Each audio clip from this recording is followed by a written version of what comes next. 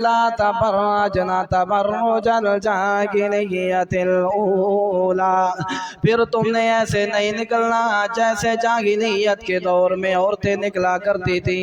بناؤ سنگار کر کے، میک اپ کر کے، بغیر برقعے کے، اپنے جسم کی حفاظت کے بغیر، جیسے باہر جاہلیت کی عورتیں نکل جایا کرتی تھی،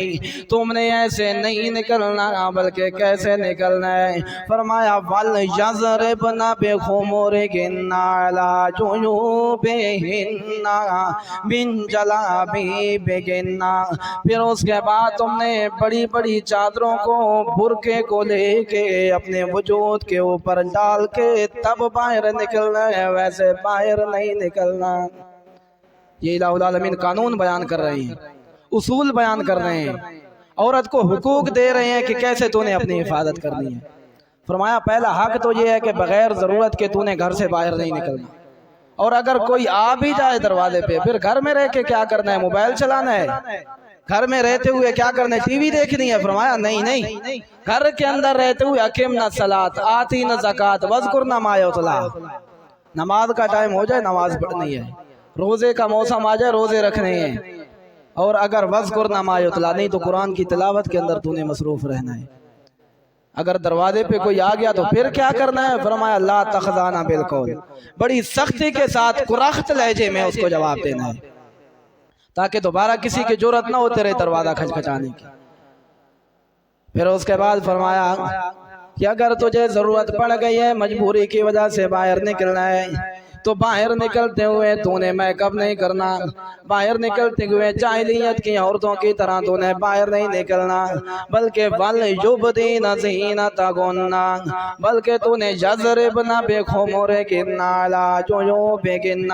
تو نے اپنے وجود کے اوپر بڑی بڑی چادروں کو ڈال دینا ہے، برقعے کو ڈال دینا ہے، تاکہ کوئی غیر محرم آدمی تیرے وجود کی طرف نہ دیکھ سکے۔ اور برقع کرتے ہوئے بھی فرمایا قُلْ لِلْمُؤْمِنَاتِ یغضضن من ابصارہن، یہ نہیں کہ برقع پہن لیا اب باہر کے اندر جیسے چاہے دیکھتی رہے، برقع پہننے کے باوجود بھی اگر گلی کے اندر چلنا ہے تو پھر یضربنا، پھر کیا کرنا ہے؟ یغضضن من ابصارہن، پھر تو نے اپنی آنکھوں کو نیچا رکھ کے چلنا ہے، ادھر ادھر نہیں دیکھنا، کسی کی طرف نہیں دیکھنا۔ عورت کو بھی حکم دیا کہ تو نے ادھر ادھر نہیں دیکھنا، مرد کو بھی حکم دیا قُلْ لِلْمُؤْمِنِينَ یغضوا من ابصارہم، اے مومنو تم نے بھی اپنی نگاہوں کو نیچا رکھنا ہے، کسی باعزت عورت کی طرف اپنی نظروں کو نہیں دیکھنا،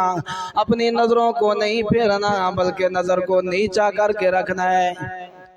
اور پھر فرمایا چلو چلتے ہوئے کیا کرنا ہے؟ ایک تو برقع کر کے گھر سے باہر نکلنا ہے، اور دوسرا نظروں کی بھی حفاظت کرنی ہے، تیسرا یہ کہ خوشبو لگا کے گھر سے باہر نہیں نکلنا تاکہ کسی کی توجہ تیری طرف مبذول نہ ہو، اور اپنے پاؤں کو بھی رکھنا ہے لا یضربن بارجلہن،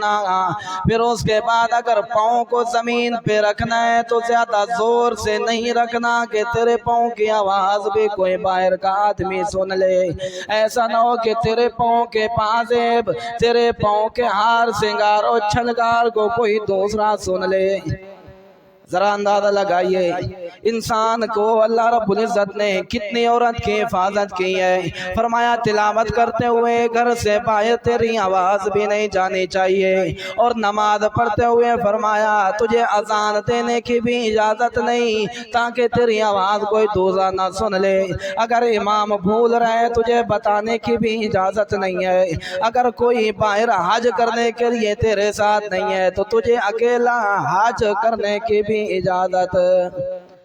حج ہے فرض لیکن تیرے ساتھ کوئی نہیں ہے تو تیرے لیے گنجائش ہے تجھے جانے کی اجازت۔ ذرا سوچئے کہ جب اونچی آواز سے تلاوت کرنے کی اجازت نہیں تو گانا گانے کی قوالی کرنے کی کیسے اجازت ہوگی؟ جب پاؤں اونچی آواز سے زمین پہ مارنے کی اجازت نہیں تو پھر بول بول کے لوگوں کے ساتھ باتیں کرنے کی کیسے اجازت ہوگی؟ جب باہر حج کرنے کے لیے جانے کی اجازت نہیں تو بازار کے اندر شاپنگ کے لیے جانے کی کیسے اجازت ہوگی؟ جب کسی دروازے پر آئے کے لیے بغیر ضرورت کے نرم لہجے میں بات کرنے کی اجازت نہیں ہے تو پھر بازار میں جاتے ہوئے، سکول کالج میں جاتے ہوئے لوگوں کے ساتھ گفتگو کرنے کی کیسے اجازت ہوگی؟